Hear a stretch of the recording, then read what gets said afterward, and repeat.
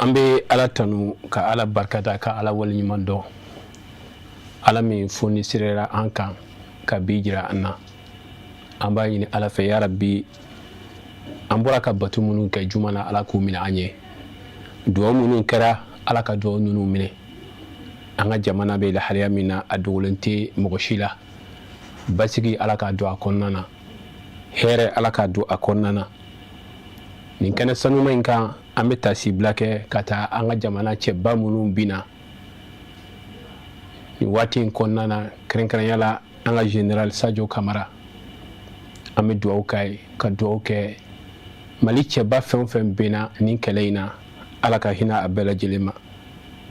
Mali ala k'a basigi ala ka hɛrɛ don a kɔnɔ malidenw ala ka bɛn ni kɛlɛya sabati ani ɲɔgɔn cɛ aw bisimila aw ka jɛmu kan kɛrɛnkɛrɛnnen kɛnɛ kan min bɛ sigi aw ye sango san ni nin kalo ba in jɔra n'o ye 12 mai kalo ye nin kalo in ye hɛrɛ kalo ye nin kalo in ye faso jɔ kalo ye nin kalo in ye diinɛ jɔli kalo ye nin kalo in ye yatimadenw ka kalo ye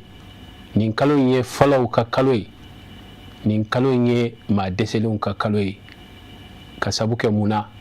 nin kalo in tile 12 dɔ la ala sɔnna ka faso jɔla ala sɔnna ka diinɛ jɔla sinji tugula yatimaw jigi falaw jigi a seyidi Sherif Usman Madan Haidara di diɲɛ ma min sababu ɲuman ye an ka cɛkɔrɔba ɲuman ala ka hinɛ la ba Madan Haidara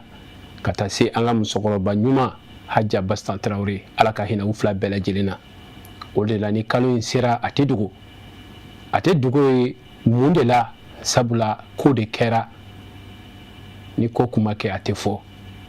o la an b'a ɲini ala fɛ ala ka an bɛɛ sahaba ma ɲinan 12 mai a bɛna sigi aw ye don o don fo ka taa se kalo in tile 13 ma heure kelen ɲɔgɔn na an karamɔgɔ ye wulikajɔ minnu kɛ diɲɛ kɔnɔ olu sariyaw bɛ yaala ka taa se a sababula baara minnu kɛra olu fana na ye aw la ala o n'a ɲɔgɔnnaw caman aw bɛna ye jɛmukan in na ka taa se nɛgɛjuru siraw labilali aw ka se k'aw ka foli n'a ka duwawu kɛ nka ka kɛ ni bi ta ye ni ala ni kira sɔnna ma an tɛna se ka nɛgɛjuru sira labila sabula waati y'a an ta nka sini insha allahu an bɛ labɛnw kɛ ka bɛn o ma o hukumu kɔnɔ an b'aw ladɔnniya k'a fɔ nin plateau in a jokuruma dondonni bɛ ni COP Kavika mɔgɔw de ye an balimakɛ n'o ye Alhaji Haruna Konate yan fɔ Côte d'Ivoire ale min ye COP Kavika a ɲɛmaaba ye sango san plateau in ale de b'i kun don a kɔrɔ ka se k'a baaraw ɲɛnamaya an fɛ n'a ka dɛmɛ ye an b'a fɔ k'a wale ɲuman dɔn Sherif Usman Madan Haidara ɲina ye a san 71 ani kelen kalo in tile 12 b'a dafa o la an bɛ duwawu k'a ye san caman bɛ ala bolo ala k'o di an ka Sherifkɛ ma ala ka si di Sherifkɛ ma ala ka kɛnɛya d'a ma ni Sherifkɛ ala k'a ɲɛmɛ a la ala ka Sherifkɛ kɛnɛ to o de ɲinini bɛ aw bɛɛ fɛ a k'o duwawu kɛ a ye ka kɛ ni bi ta ye baara minnu b'an bolo a fɔlɔfɔlɔ bɛna kɛ COP Kavika a ɲɛmaaba ka dakuruɲɛ 2 ye olu min ye plateau sponsor ye o kɔfɛ an bɛ sɔrɔ ka taa an balimakɛ Burama Sumano ale ka dakuruɲɛ 2 b'an bolo yan ka taa se mɔgɔ wɛrɛw ma n'an bɔra yen Sherif Usman Madan Haidara diɲɛ kɔnɔ a sababu ye kunfinya kɛlɛyɔrɔ caman na a ka kalansow bɛ Mali kɔnɔ fan caman fɛ kalanso 2000 ni kɔ nka anw ka wulikajɔ fitinin na an sera ka dugu minnu fara ɲɔgɔn kan aw bɛna se k'olu ye waati ni waati ni ala ni kira sɔnna ma min b'an bolo bi o ye kayikaw fɛ yen nɔ o kɔfɛ Ansardine international jamanaw u ka folikanw bɛ yan an ye dɔw ta sɔrɔ dɔw ta ma se fɔlɔ nka bi Cameroun olu ka ɲɛmayaso tɔgɔ la maa minnu ye foli kɛ o dakuruɲɛ 2 bɛ yen an bɛ sɔrɔ k'olu lase aw ma ni ala ni kira sɔnna ma ninnu de b'an bolo bi kɛnɛ in kan an b'a ɲini ala fɛ ala k'an bɛn sahaba ma o la teliyala an balimakɛ Alhaji Haruna Konate ka dakuruɲɛ 2 COP Kavika an ka jɛ ka an ɲɛmada o fɛ ala barika dɔ wɛrɛ sera le 12 mai dɔ wɛrɛ sera COPCAVICA ye société min sigilen bɛ sɛnɛ ani jago kan jamana kɔkanna la bi an bɛ jamana 5 an bɛ Côte d'Ivoire, Mali, Burkina, Ghana, Dubaï mais an bɛ Mali dugu 4 de la bi an bɛ sɔrɔ Sikaso, Buguni, Kumantu et Bamako mais an ka baara bɛ sɛnɛ organisation de kan ka sɛnɛfɛnw san ka sɛnɛ ka tila ka san sɔmɔkolo ani soja ani bɛnɛ ani sikolo an bɛ Sotelco de la Bamako ya Sotiba magasin numéro 11 ni mɔgɔ min b'a fɛ k'an wele numéro minnu bɛ affiche la o bɛ se k'olu numéro wele sɛnɛkɛla min b'an bolo bi jamana kɔnɔ a n'a kɔ kan a bɛ taa sɛnɛkɛla 20,000 na an bɛ minnu encadrer. Je suis M. Konaté Aruna, le président du conseil d'administration de la société coopérative COPCAVICA. COPCAVICA, c'est une société qui est dans la production et de la commercialisation des produits agricoles. Nous sommes aujourd'hui représentés dans 5 pays, la Côte d'Ivoire, le Mali, le Burkina, le Ghana et Dubaï. Nous sommes représentés dans 5 villes du Mali, Sikasso, Boukouni, Koumantou et Bamako. Nous sommes dans l'achat de la noix de cajou et le karité, soja et sésame. Nous sommes à Bamako, précisément à Sotelco, Sotiba, à Sotelco, dans le magasin numéro 11, l'hangar numéro 11. Pour nous contacter, veuillez appeler ces contacts qui sont affichés en bas.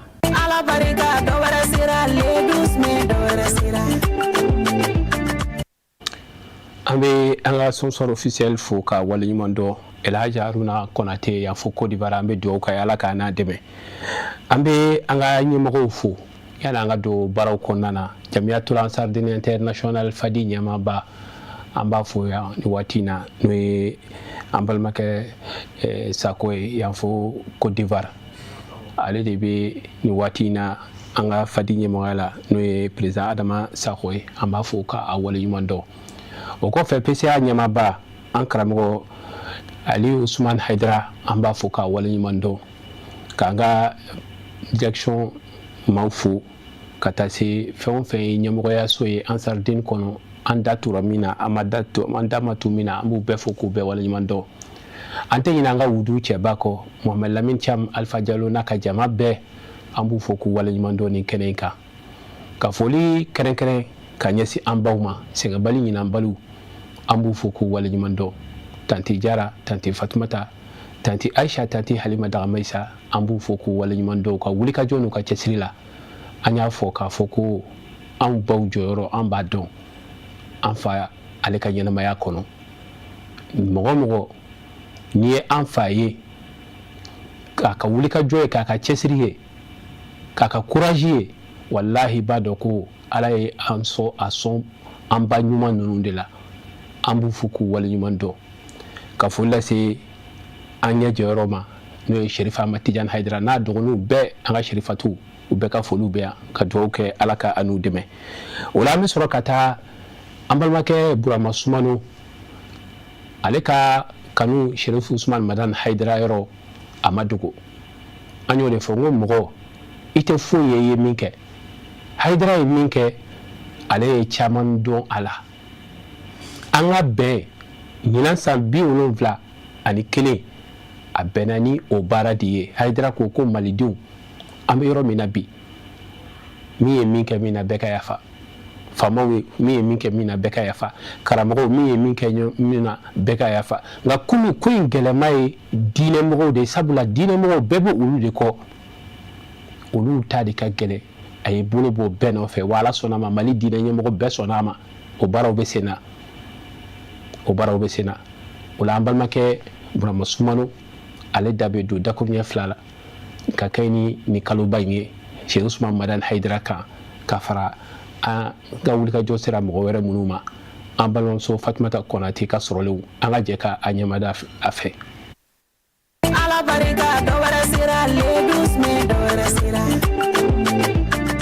Alhamdulillah diyara n ye an bɛ Ala fo k'a ko ɲuman dɔn ka sɔli kɛ an kuntigi Mamadu ka kisi ni nɛɛma b'a ma ka Ala fo tugun ka segin k'a barika da ka dugawu ɲini Serifukɛ ka dugawu k'a ye Ala mun ye 71 d'a ma Ala ka caman fara o ka kɛnɛya kɔnɔ lafiya kɔnɔ a ka ɲini fɛn jamana in ni jamanadenw ala k'a nɔgɔya n'a ye yarabi ala k'a ka denbaya tɔ k'a sago halisa ala ka mali kɛ k'a nafa bɔ ala ka diɲɛ kɛ k'a nafa bɔ ala ka silamɛya kɛ k'a dira yɛrɛ nafa bɔ yarabi a bɛ ka ala ko min baara ala k'a ɲɛ a bolo ala k'a jidi a bolo ala ka tabaga to a bolo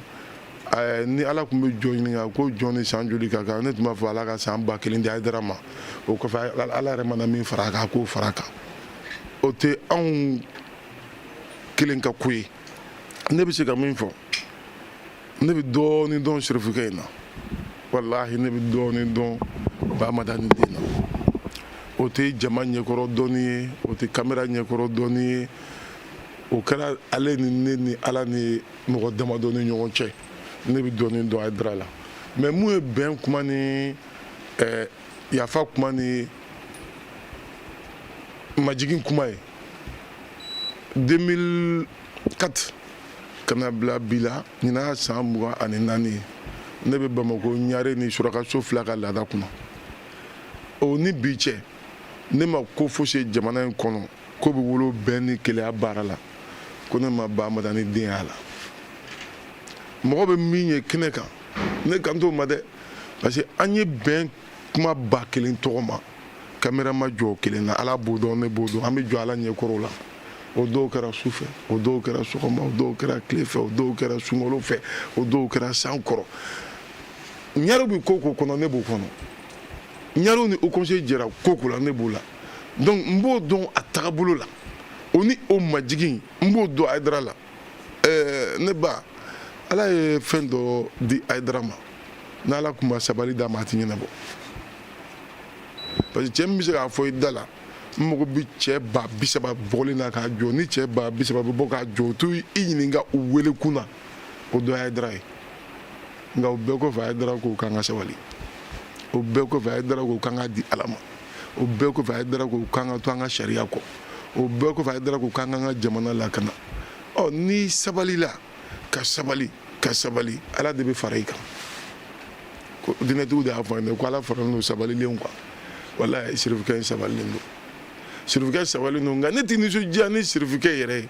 ne b'o fɔ tuma bɛɛ parce que ala bɛ mɔgɔba dɔ kɔrɔta ka fɛn bɔ i la mun b'i lagosi i ɲɛna wali i kɔ mais Bahamadani den ale ɲɛna yɛrɛ a denw y'a wasa a den bolo 2 bɛɛ y'a wasa a den bolo fɔlɔ ye farikolo ye den minnu sɔrɔ ye n'i ye ala ka hinɛ fa ɲini na ka na se Amɛtiyani n'a dɔgɔninw ma n'i y'a fɛn fɛn lamɛn i b'a dɔn ko nin bɛɛ bɛ ka baara kɛ ni fa ka danaya ye ni fa ka danganiya ni fa ka kodɔn ye u bɛ ka diinɛ lase a secogo la jeliw ko sani i ka k'i fa kɔ ye i ka k'i fa ɲɛna ye bamanan bɛ kuma dɔ fɔ denjugu b'a fa se nɛni ma k'a sɔrɔ mɔgɔ tɛ se k'i ɲɛ jɔ a fa ɲɛ la ala m'o denw di Hayidara ma Hayidara ɲɛ jɔlen ɲɛna a denw ye diinɛ baara denw tugura ka tagabolo kɔ o n'o sabali o n'o majigin o tuma la ni o mɔgɔ sugu b'i ka jamana kɔnɔ i bɛ ala de fo ala y'anw de ladiya i y'a mɛn mun ye ne bɛ min dɔn Hayidara yɛrɛ la ne b'o bi de ne bɛ n'o fɔ télé ko ta Hayidara yɛrɛ ka 2009 ni bi cɛ ɲinan o san 17 ye ne taara Bahamadani den fɛ yen sufɛ a don kelen tɛ ne seri kun ye Dawuda Tarawele Bokele a bɛ serifula la bi a tun bɛ radio Patriote la bon an ye Bahamadani den sɔrɔ a ka sanfɛ mɔgɔ wɛrɛ tun bɛ Bahamadani den nɔfɛ ne kɔni m'o tigi la kɔlɔsi mais n y'a tigi an kumana ne y'a ɲininka n ko Zamzamiyu ala ka mɔgɔba dugukolo ka mɔgɔ damadɔni de don cɛ dɔw bɛna dugukolo kan fo ka t'u ta maa si t'u dɔn nka ala bɛ ko t'u kama a bɛ ko k'u kama n ko diinɛtigiw y'o fɔ o dɔ ye Seku Awusu Karamɛni mɔgɔ dɔnnen don kiyama mais diɲɛ na mɔgɔ dɔnnen tɛ mɔgɔba tɛ bari mɔgɔw m'a dɔn yɛrɛ mɔgɔw m'a dɔn f'ale ko fɔra i y'a mɛn n ko mais cɛ dɔw bɛ na dugukolo kan o ka bon diɲɛ na diɲɛ bɛɛ bɛ o bonya mais kiyama cɛnnin don o dɔ ye jɔn ye o dɔ ye Firawuna ye ala ye den maramasaya d'a ma ka kodɔn d'a ma nka kiyama cɛnin de don diinɛtigiw y'a fɔ an ye tan n ko dɔ bɛ na den na o ka bon den na o ka bon lahara o dɔ ye masa Sulemani ala ye masaya d'a ma ka kiraya d'a ma ka masadenya d'a ma n ko dɔ yɛrɛ bɛ na den na o ɲinina yangalen don nka o ni ala tɛ aw gɛn ni ala bɛ cogo di n'o y'a dara ɲininka nin na ma dara ni bɛɛ bɛ se k'a ɲininka nin na a ka so ju la a bɛ ka fɔ a ka tele de la e ni ala bɛ cogo di n ko kana jaabi fɔ n ye dɛ n t'i ka fatiya minɛ n b'i ka sɛbɛn ko mɛn hali ni sɛbɛn b'i bolo n t'a minɛ n b'i ka nasi ko mɛn hali ni nasi b'i bolo n t'a minɛ n nakun t'i ka wari ye n nakun t'i ka mobili ye n nakun tɛ fini ye i ni ala bɛ cogo min n bɛ fɛ k'a ye a don ne y'a dɔn ko sirifikɛ in a kodɔn b'a la a yɛlɛ a ko ɔ ko jaabi t'ale bolo ko an bɛ ala de bila ala ka ne jaabi ne ba n t'a dɔn bi e ni ne bɛna sigi ka nin kuma kɛ nka walahi c'est fait en 2009 sufɛ ala ye min yira ne la a ye dara la o bɛ ne bɔ o bɛ ne bɔ o bɛ ne bɔ o bɛ ne ni ala de cɛ la o bɛ ne bɔ su saba ne bi ala bɛ min yira ne la sirifikɛ in na o bɛ ne bɔ o kama sirifikɛ in a kanu n'a bonya bɛ ne yɔrɔ n'o tɛ ne tɛ ansari la ne tɛ ansari la min banna ka dimi a dimi tuma la awɔ min banna ka dimi a dimi ko la bɛɛ b'a dɔn nin y'a jo ye n'a dimina na mɔgɔ b'a fɔ de k'a ka sabali ko nin y'a jo ye n'a tilala ka sabali de fɔ tɔw ye k'aw ka sabali ale de dimi ko don nka ale de ye jama la sabali o sirifikɛ de don min ye sini ni sinikɛnɛ ye k'a to kunna sini la ka tila ka a labɛn k'a kɔnɔ k'a ka jama labɛn k'a kɔnɔ maa hakili la wagati min na jama ni bere ni muru bɛ bɔ ka taa kɛlɛ kɛ a ye jama ni jisuma la bɔ ka taa mɔgɔw la sabali o de ye Bamadani den hey ne kan tɛ silamɛ an ka silamɛya bɔ yen walahi an ka silamɛya bɔ yen sirifikɛ in ka ɲi jamana ma dɛ parce que sirifikɛ in bɛ kuma dɔw fɔ alijinɛ kana kɛ jahanama kana kɛ an ka sabali ɲɔgɔn kɔrɔ an k'an janto ɲɔgɔn na an ka koto ɲɔgɔn ta la an ka ɲɔgɔn lamɛn an ka ɲɔgɔn bonya an ka ɲɔgɔn gasi sigi an ka sariya bonya an ka faso kanu an ka jahanama ni alijinɛ bɔ yen n'o kɛra jamana in yɛrɛ tɛ diya wa hali kiyama tɛ yen hali ni kiyama tɛ yen ni kɔni mana kɛ kɔni an ka sigi bɛ diya ne b'o de dɔn ni cɛkɔrɔba in na ne bɛ min dɔn cɛkɔrɔba in na cɛkɔrɔba in ka mankun n'a ka sabali n'a sɔrɔ a dɔn ko bɛ ko ba kelen na nka a mankunnen don a kan ne b'o kalama dɛ parce que a bɛ ko ba kelen bɛ yen o bɛ fɔ a ka ko la i b'a sɔrɔ dɔw kɛyɔrɔ la ne bɛ yen ne b'o ɲɛdɔn ale b'o ɲɛdɔn mɛ ne tɛ ale ye ka jaabi kɛ ne yɛrɛ tɛ n da kɛla jaabi la cɛbaya ye mankun de ye n'i kɛra cɛba ye i t'i joko bɛɛ kɛlɛ kɛ i t'i dɔnko bɛɛ ɲɛfɔ i t'i kunkanko tiɲɛ bɛɛ ɲɛfɔ bari cɛ min fɔli n'a bɛ se ka jamakulu ni jamana kɔsi ɲɔgɔn ma ko n'a b'i mankun ka bɔ o la Bamadani den ka 70 an bɛ ala fo n'a ye nka ni ala ye 70 ɲɔgɔn tan fara k'aw fana ka d'an ye a man ca ala ma o a ma fɔ k'a ye san 40 di dɔw ma ka tɛmɛ a mun b'a bali ka sirifikɛ ta kɛ 1000 ni kɔ ye ala banko de bɛ yen ala kɛɲɛ ko tɛ yen nka nin ka bɔ fa la nin ka bɔ ba la nin tɛ bɔ fa ni ba la den yɛrɛ ka jogo ɲuman kɔ ala bɛ jɔn dɔ sɔn a t'i la wasa a bɛ jɔn dɔ wasa k'a sɔrɔ i ma sɔn yɛrɛ fɛnɛ ko dɔ n'a de bɛ nin faamuya nka ala ye sirifikɛ in sɔn a ye sirifikɛ in wasa ne kan t'a ka wari ma dɛ ne y'o f'a ye ni ye den fa nafolo la ka d'a ma a tɛ fara waritigiw kan ne y'o f'a ye a ka so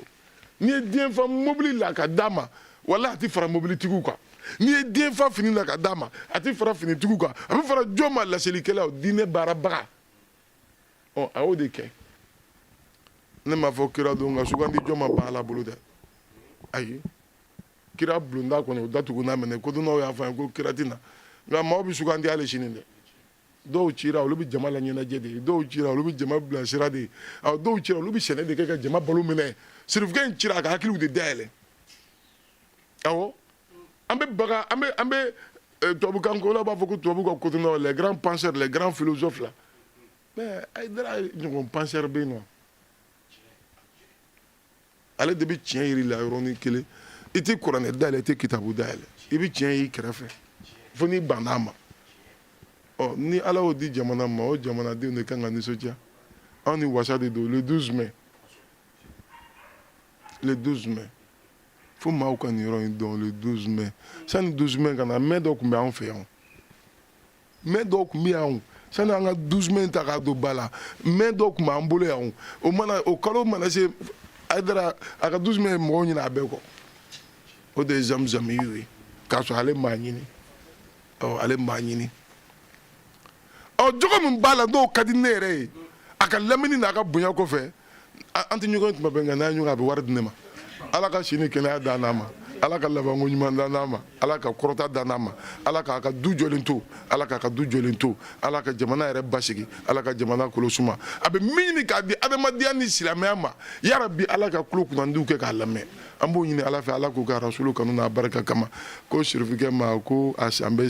a joyeux anniversaire. Alhamdulillah ne nisɔndiyalen don ka an karamɔgɔ ka 12 mai kunbɛn n'o ye 12 mai ye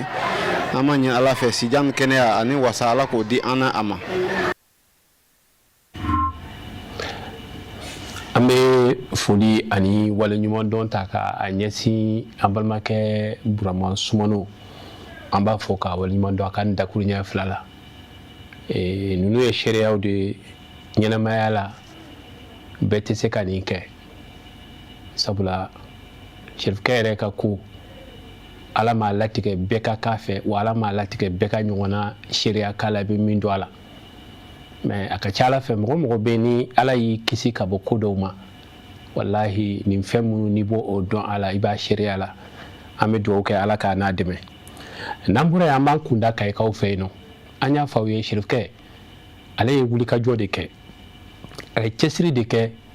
ni silamɛya diinɛ in bɛ se ka jɔ cogo min na o tɛ jɔ cogo min ni dɔɔni tɛ ɲɛnamaya tɛ se ka ɲɛ ni dɔɔni tɛ ka kunfinya kɛlɛ o tɛ se ka kɛ ni dɔɔni tɛ o dɔɔni o nasiraw kalan siraw a ye ɲɛnamaya la a ye wulikajɔw k'a la dɛ i tɛ se k'a fɔ k'a ban nka an bɛ dɔɔni dɔrɔn de ta kayikaw fɛ yen nɔ sɛrifukɛ ka kalanso caman bɛ yen nɔ nka an sera ka mun fara ɲɔgɔn kan ani u yɛrɛ ka sariyakaw na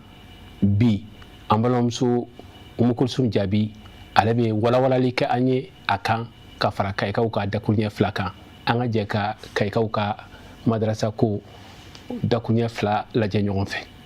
Ala barika dɔ wɛrɛ sera le 12 mai dɔ wɛrɛ sera. Embade adamaden ka ɲɛnamaya kɔnɔna na o kama alisilamɛya diinɛ an damaga ala a bɛ an yamaruya ni dɔɔni ɲinini ye wa an ka ciba sanu Muhammadul Mustafa kisi a nɛɛma ba ma a ka bilasiralikan sanuman caman bɛ yen nɔ min bɛ an lasu ka kɛ dɔɔni ɲinini kama an fa ani an karamɔgɔ a Seyid Sherif Usman Madan Haidara maa dɔ min n'a ka wulikajɔ a n'a ka cɛsiri o ma dogo maa si la bilasiraliko kun kan nka a ka baaraba kɛlenw ma dan bilasirali dɔrɔn ma jɔnw kandali bal a ye jɔdaba de fa kunfinya kɛlɛli la an ka jamana in kɔnɔna na depuis Jamiyatu Ansardinil Islami depuis a sinsin waatiw fo ka taa se an filɛ donni min na bi cɛkɔrɔba ɲuman in a ye cɛsiriba de kɛ a ma tulon kɛ kalanko la anw ye manton ye manton min lasura ka kɛ kalan kɛli kan n'i y'a ta k'a lajɛ depuis kunu fo ka taa se bi ma Jamiyatu Ansardinil Islami a tɔndenw u fɛnɛ ma tulon kɛ kalan na kalanso bayirika caman de jɔra u fɛ Mali kɔnɔ ani Mali kɔ kan an ye an kunda Kayiba Jabate kan n'o de bi tali kɛ Mali région fɔlɔ kan Jamiyatu Ansardinil Islami tɔndenw minnu bɛ yen nɔ u ka wulikajɔ an'u ka cɛsiri o dogolen tɛ maa si la wa u fɛnɛ ma to kɔ kalanso kɛrɛnkɛrɛnlenw jɔlen la Jamiyatu Ansardinil Islami tɔgɔ la san 2003 waati u ka kalansoba min bi wele Tarbiyatul Banin wal Banat Sa'duzi Waza o sinsira u fɛ. Sirifukɛ a ye wulikajɔ minnu kɛ ala ka diinɛ baarali la ka yira an filɛbaw la ani diɲɛma bɛɛ lajɛlen na ko Sherif Usman Madan Haidara a ka wulikajɔ ma dan wajuli dɔrɔn ma Seyidu Sherif Usman Madan Haidara a ye wulikajɔba kɛ kunfinya kɛlɛli la i n'a fɔ aw yɛrɛ bɛɛ ɲɛ bɛ kɛnɛ na cogo min na a ka madrasaso min n'an filɛ nin ye a kɛnɛ kan Kayiya a dayɛlɛla 2003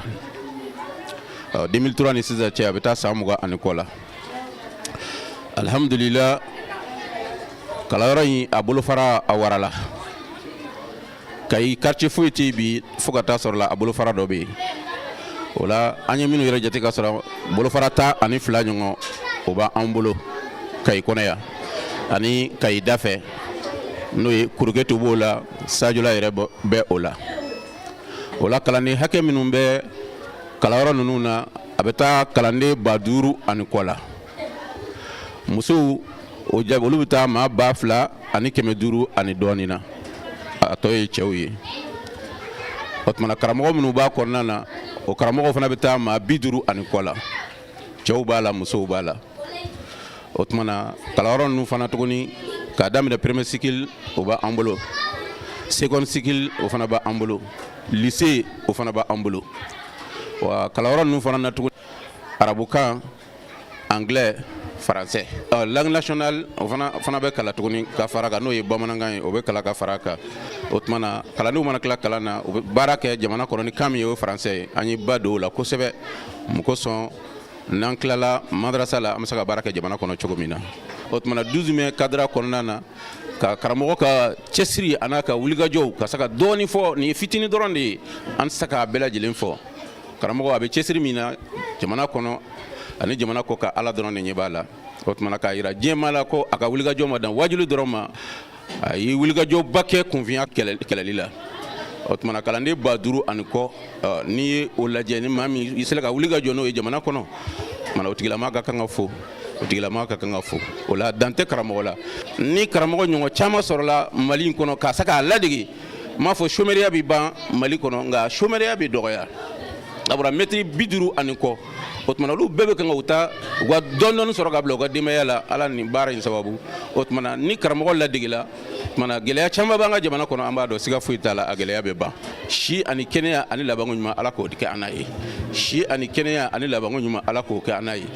o tuma na a ye mètre minnu fana ta ka bila baara in na an bɛ dugawu k'olu fana ye sija ani kɛnɛya ani labanko ɲuman Ala k'a di an n'u bɛɛ lajɛlen ma baara in u bɛ kan ka kɛ nisɔndiya ani farifoni de ye an b'u bɛɛ lajɛlen fo ka dugawu kɛ u bɛɛ lajɛlen ye dan tɛ u foli la dan tɛ u ka foli la wa an b'a dɔn fana sirifukɛ ka dugawu bɛɛ bɛɛ lajɛlen ye siga t'a la kunfiya o ye fɛn cɛjuguba ye jamana kɔnɔ sigida kɔnɔna na nka jogojuguya o ka jugu ka tɛmɛ o bɛɛ lajɛlen kan o de kama an fa ani an karamɔgɔ a ka laɲini belebeleba dɔ fɛnɛ ye jogo ɲuman o bɛ se ka sabati denmisɛnninakaw la depuis u wulutɔ tagankurani o kama a y'a kanu ka nin kalanso ninnu bila sen na alisilamɛya dɛmɛtɔn Ansaru o y'u karamɔgɔ ka nin miiriya in a n'a ka laɲini don ba la wa u fɛnɛ bi ka baara kɛ ni a ka nin hakilina kelen de ye u ka nin kalanso in kɔnɔna na Jamiyatu Ansardinil Islami a ka nin kalanso kɛrɛnkɛrɛnlen ka i sigida kɔnɔna na olu fɛnɛ ka laɲini belebeleba dɔ ye jogo ɲumanw bɛ se ka sabati denmisɛnnin wulitaw la don n'a nataw la olu fɛnɛ bɛ se ka jamana in baara ni kɔnɔnajɛlenya ye ani laadiriya ye wa u fɛnɛ bɛ se ka kɛ fasoden ɲumanw ye cogo min na an b'aw ladɔnniya k'a fɔ kalanso ninnu kɔnɔna na arabukan dɔrɔn tɛ kalan dɛ hali faransɛkan fo ka taa se anglɛkan ma ka d'a kan an ka diinɛ ta an bali dɔnniya minnu bɛ nafa lase an ma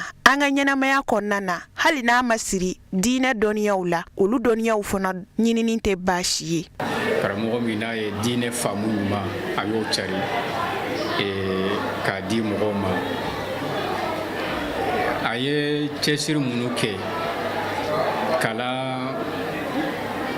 basigili kama ani kalan ka se ka dɔn ba la kalan ka se ka taga ɲɛfɛ denmisɛnw ka kalan kɛ régionalement nationalement internationalement karamɔgɔ ye baara min k'o la n'i ko i b'o fɔ i bɛ fitinin de fɔ ka caman to yen haythu lahu juhudun jabbara fi itar takris at-ta'lim wa tarbiya cɛsiriba de b'a la a ye cɛsiriba de kɛ étude and éducation o ka se ka sabati ka cari diɲɛ bɛɛ kɔnɔ a kɛra sababu ye diinɛ yɛrɛ mɔgɔ bɛ pɔyɛnba dɔ la ani hali jamana ani diɲɛ yɛrɛ a kɛra sababu ye ka ba dɔn o la n'o ye denmisɛnnin bɛɛ ka kalan kɛ cɛman fara musoman kan kɛrɛnkɛrɛnya la musomanw ka kalan min ni ka sɔrɔ mɔgɔ caman tɛ k'a faamu nin waati ninnu na karamɔgɔ ye effort min k'o la da tɛ se k'a bɛɛ fɔ anw fɛ yan kayi mara la n'i y'a daminɛ ye an karamɔgɔ n'o y'a Sayida Sheikh Usman Madan Haidara a ye cɛsiri min kɛ a sababu la kalanso min ni o installé la kayi mara la a ka ca kosɛbɛ kalanso ninnu bɛ taali kɛ étape min na n'o ye al-marahilu ad-dirasiya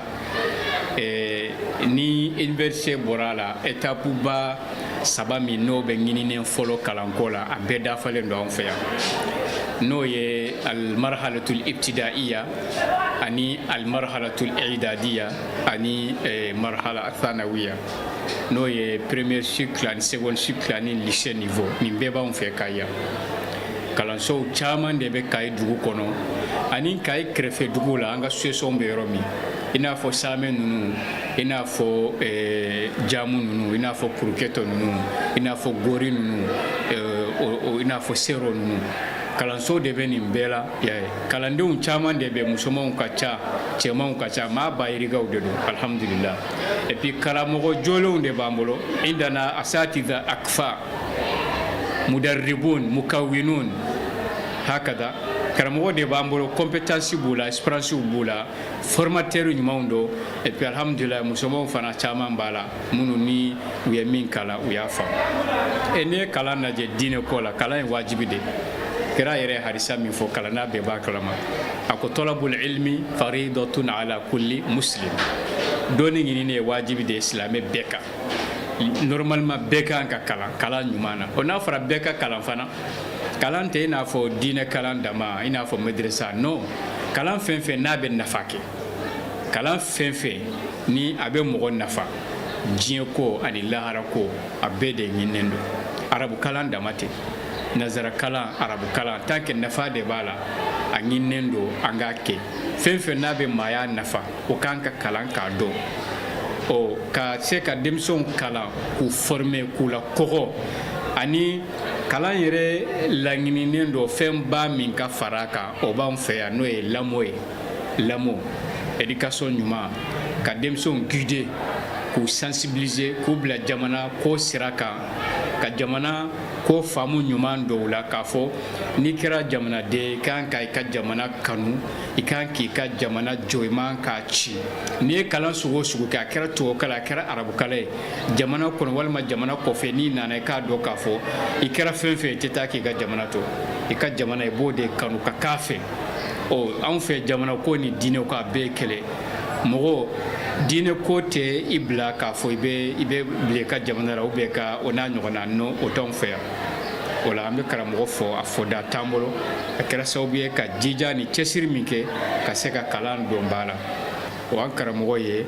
baaraba de kɛ o kalan ɲani na. Ni ya an ye Jamiyatu Ansar Dinil Islami a bolofaraba min bɛ Kayi u ka dagabana camancɛ kalanso min bɛ Kahindi sigida kɔnɔ mun kosɔn denmisɛnnin minnu tilala duguma kalan na u bɛ se k'u ka kalan nun don k'u ka kalan tɔw kɛ lafiya ani nɔgɔya kɔnɔna na dogo ɲuman bɛ se ka sabati u la don n'a nataw la u bɛ se ka kɛ sini cɛbaw ni sini musobaw ye jamana bɛ se ka jigi da minnu kan kalanyɔrɔ la diinɛ kalanw bɛ kɛ kalanyɔrɔ min na wa diinɛ kalan minnu fana bɛ mɔgɔ nafa olu bɛɛ lajɛlen bɛ kɛ a kɔnɔna na karamɔgɔ lajolenw bolo. O la an bɛ Ala fo ka Ala barikada an karamɔgɔ Seydi Sheikh Usman Madan Haidara an b'a yɛrɛ fo ka barikada kosɛbɛ ka ɲini Ala fɛ sija ni kɛnɛya Ala k'o d'a ma san caman an ka jɛ ka anniversaire fête ɲɔgɔn fɛ an bɛ an karamɔgɔ fo a ka wale ɲumanw bɛɛ lajɛlen na an da tɛ se ka bɛɛ lajɛlen fɔ nka kɛrɛnkɛrɛnnenya na min bɛ tali kɛ kalanko sira kan vraiment an b'an karamɔgɔ fo o la kosɛbɛ ka kɛɲɛ ni jateminɛ kɛ Mali kɔnɔ a ye jɔdabaw kɛ a ye nafaba lase an ka jamana ma fo ka taa se diɲɛ fan 14 bɛɛ lajɛlen ma kalanko sira fɛ kɛrɛnkɛrɛnnenya na an bɛ sira min kan n'o ye silamɛya diinɛ o bɛ se ka cari ka taa diɲɛ fan 14 bɛɛ lajɛlen na a faamuyali cogo ɲuman ka yira k'a fɔ ko silamɛya ye bɛn diinɛ koto ɲɔgɔntala diinɛ don ka ɲɔgɔn minɛ ka ɲɔgɔn dɛmɛ sira jɛlen kan adamadenya kɔnɔna na donc o sira ɲuman ale de kɛra sababu ye ka o sira don an kɔrɔ donc an b'o fo lase an karamɔgɔw ma ya sadisi waza ye n'o o ye lycée franco arabe Kayi nka n dɔrɔn tɛ ekɔliso ye minnu kirila an karamɔgɔ fɛ n'i y'a jateminɛ Mali kɔnɔ fo ka taa se diɲɛ fan 14 bɛɛ lajɛlen ma an karamɔgɔ a ye kalanyɔrɔ camanba de bɛ yen a ye minnu kiri nka kɛrɛnkɛrɛnnenya na an bɛ ekɔliso min na n'o ye lycée sadisi waza ye ɲina kirila ɲina ye o san 6 ye a dayɛlɛ nin ye a san 6 ye wa bagi kɛli sira fɛ ɲina y'an san 3 ye an bɛna bagi kɛ ni kalanyɔrɔ na inshallah o la an ma degun foyi de sɔrɔ yan kalanyɔrɔ la ka kɛ ni karamɔgɔ yɛrɛ ka bilasirali ni a ka wulikajɔw ye a ye hakilina min don an kɔrɔ ani a ye faamuya min di an ma o kɛra sababu ye baara a bɛ ka taa ɲɛfɛ degun fansi foyi tɛ yen ni an b'o sɔrɔ ni kalanyɔrɔ na ka kɛ ni an karamɔgɔ ka dɛmɛ o la an b'a o foli kɛrɛnkɛrɛnnen lase an ma kumajan t'an bolo dɔrɔn ka ɲini ala fɛ san caman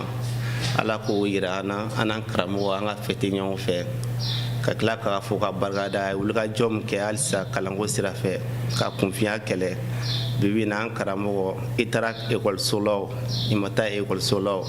i mɛdrɛsa kɛ o i ma mɛdrɛsa kɛ o an karamɔgɔ a ka wulikajɔ kɛra sababu ka bɛɛ lajɛlen bɔ kunfinya na fo n'a ma diya mɔgɔ min yɛrɛ o de la o b'o fɔ a ma tuma dɔ la ko kunfi karamɔgɔ sabula ale de y'a yira n na k'a fɔ ko hali ni ma sigi ban kan hali ni ma dɔgɔtɔrɔw sɔrɔ hali ni ma kɛ expert ye ko silamɛya adamadenya faamuyali i bɛ se k'a sɔrɔ an bɛ a fo ka barikada o bɛɛ lajɛlen na an nisɔndiyalen don alihamudulila ɲinan y'an karamɔgɔ san 71 ka ɲini ala fɛ san 71 caman bɛ ala bolo ala k'o fara an ci kan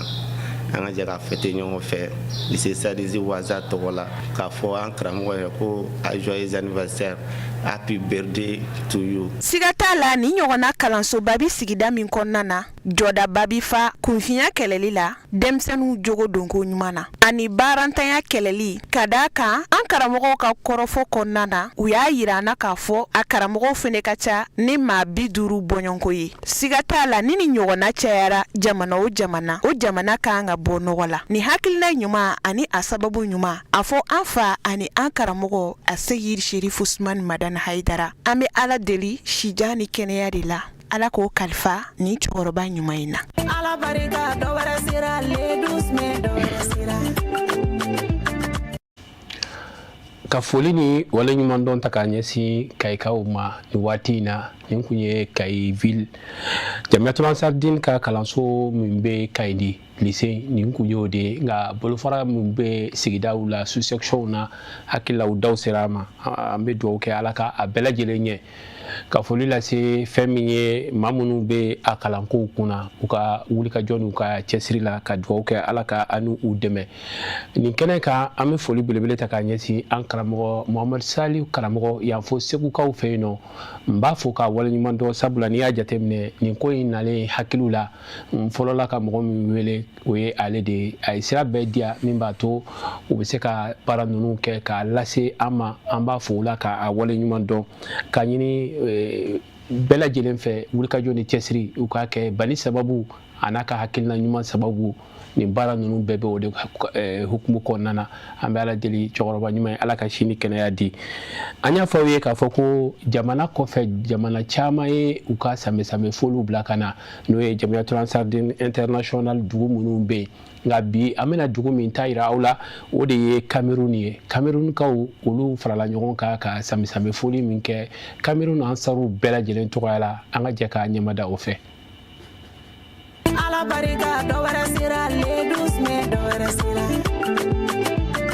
an bɛ ala fo k'ala barikada alhamdulillah an bɛ ka don 12 mai hukumu kɔnɔna na an bɛ samɛ foli ɲɛsin diɲɛ silamɛ bɛɛ lajɛlen ma kɛrɛnkɛrɛnya la Cameroun ansaru tɔgɔ la bureau national tɔgɔ la an bɛna samɛ foli kɛ ka ɲɛsin diɲɛ silamɛ bɛɛ lajɛlen ma kɛrɛnkɛrɛnya la a Seyid Sherif Usman Madani Haidara ale ka wulikajɔ n'a ka cɛsiri Cameroun ansaru fana y'a kanu ko ni a ka 12 mai sera ni ala ka diɲɛ ye an bɛ samɛ foli kɛ ka ɲɛsin ani a ka denbaya bɛɛ lajɛlen ma ni ala sɔnna ɲina a san a bɛ bɛn san 70 ani san 1 ma an b'a ɲini ala fɛ ala ka san caman yira an n'a ma a kɛra ma ɲɛmɔgɔ ɲuman ye ala k'an yɛrɛ kɛ mɔgɔ ɲuman ye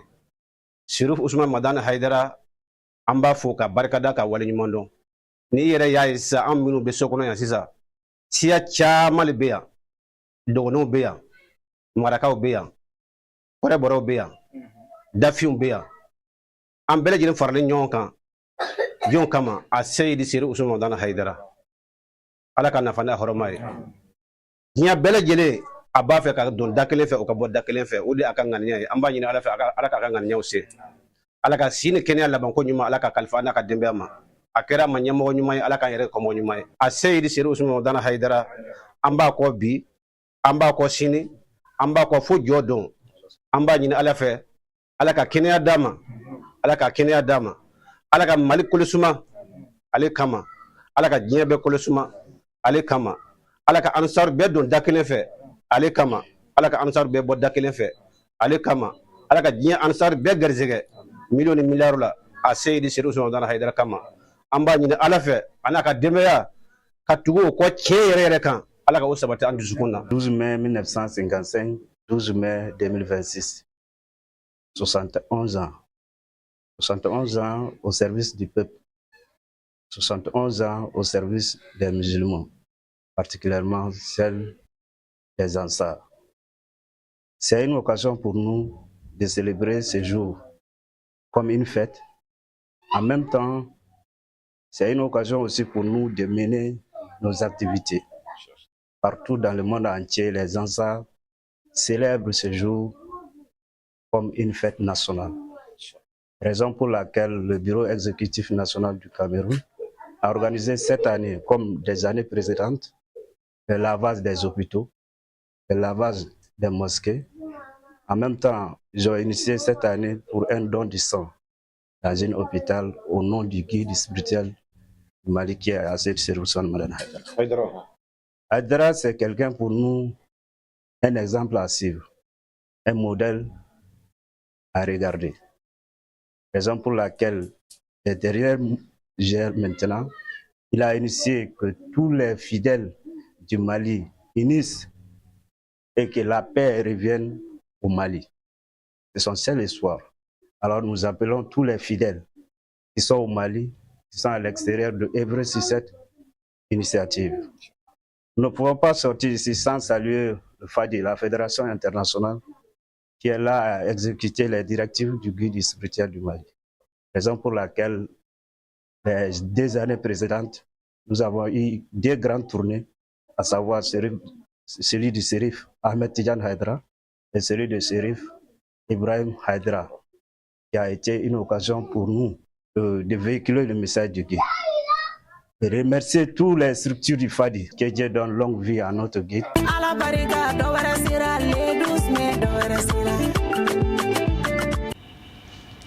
nin kun ye jamiyatul ansardin bolo fara min bɛ Cameroun kaw fɛ yen nɔ ka ɲɛmɔgɔyaso tɔgɔ la ninnu de bɔra ka foli ni dugawu kɛ an b'a ɲini ala fɛ ala ka dugawu bɛɛ lajɛlen minɛ an y'a fɔ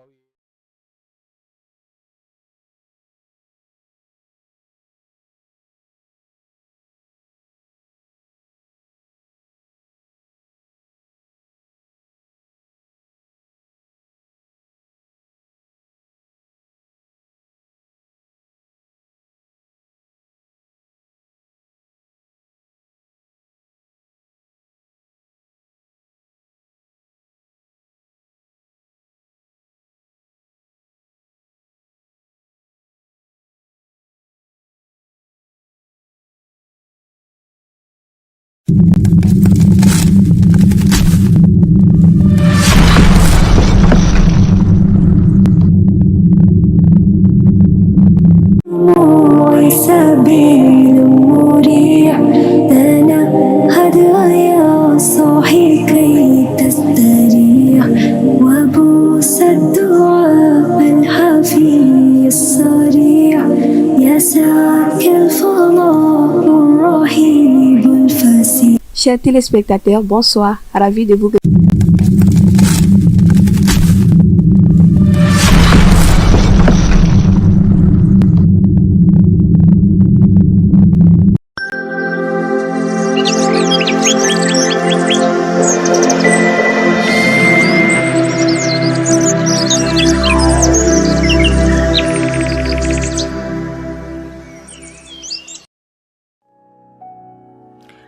Afrique, mon Afrique, Afrique des fiers guerriers dans les savanes ancestrales, Afrique que chante ma grand-mère au bord de son fleuve lointain, je ne t'ai jamais connue.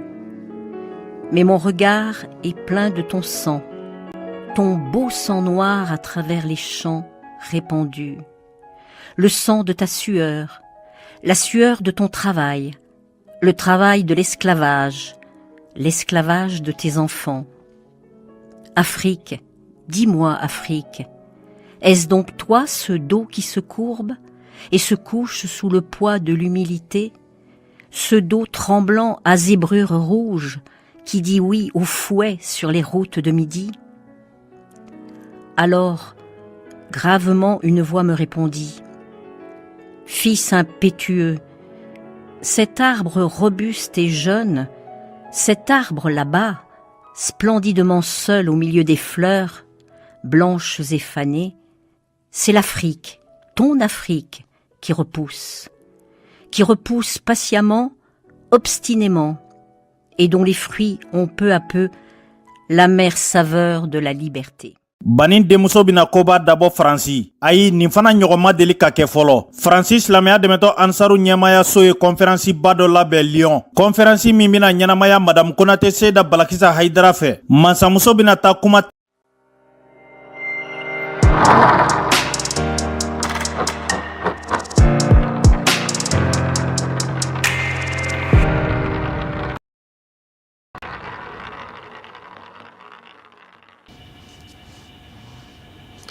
an bɛ hakɛto dafalen ɲini aw fɛ ni ala ka jɛ ye an kun bɛ ka min fɔ an ko nin ye jamiyatul ansardin ale bolofara min bɛ Cameroun kaw fɛ yen nɔ olu ka sanbisabi foli ka kɛ ni karamɔgɔ ka san 71 na ye an bɛ ala deli u ye dugawu minnu kɛ ala ka dugawu ninnu minɛ ka kɛ ni waati cogoya ye ni ala ni kira sɔnna ma fɛn min ye nɛgɛjuru sira ye an b'o bila sini na an bɛ foli ni waleɲuman dɔn ta k'a ɲɛsin aw ma aw fɛn fɛn bɛ k'a lajɛ Mali kɔnɔ Mali kɔ kan an bɛ fara ɲɔgɔn kan ka dugawu kɛ an ka jamana ye basigi ala k'aw don jamana in kɔnɔ jamanadenw ala ka u bɛn k'an don da kelen fɛ k'a bɔ da kelen fɛ tɔɔrɔ ni degun minnu b'an kan ala ka bɛɛ lajɛlen wuli an b'a ɲini ala fɛ an ka fintigilakaw ala ka se d'u ma u mana kɛ yɔrɔ yɔrɔ minnu bina ala ka hinɛ u la ala ka yafu ma ka foli laban fana karamɔgɔ n'an ɲɛ jɔyɔrɔ la Seydi Sheikh Usman Madani Haidara ala ka nin kɛnɛya d'a ma ka si d'a ma ala ka ɲɛ mɛn a la san 71 ala ka o caman di nin cɛkɔrɔba ɲuman in ma nin cɛkɔrɔba kɔnɔnajɛ in ma nin cɛkɔrɔba sabalilen in ma yarabi ala k'o kɛ ka foli lase a ka denbaya bɛɛ lajɛlen ma ka ala deli ala ka an ɲɛ mɛn u la an b'aw bila yan ni ala ni kira sɔnna ma an bɛ ɲɔgɔn sɔrɔ sigida wɛrɛ sini inshallah nɛgɛ kanɲɛ 16 ka taa nɛgɛ kanɲɛ 17 ni ala ka jɛ ye wassalamu alaikum wa rahmatullahi ta'ala wa barakatuhu.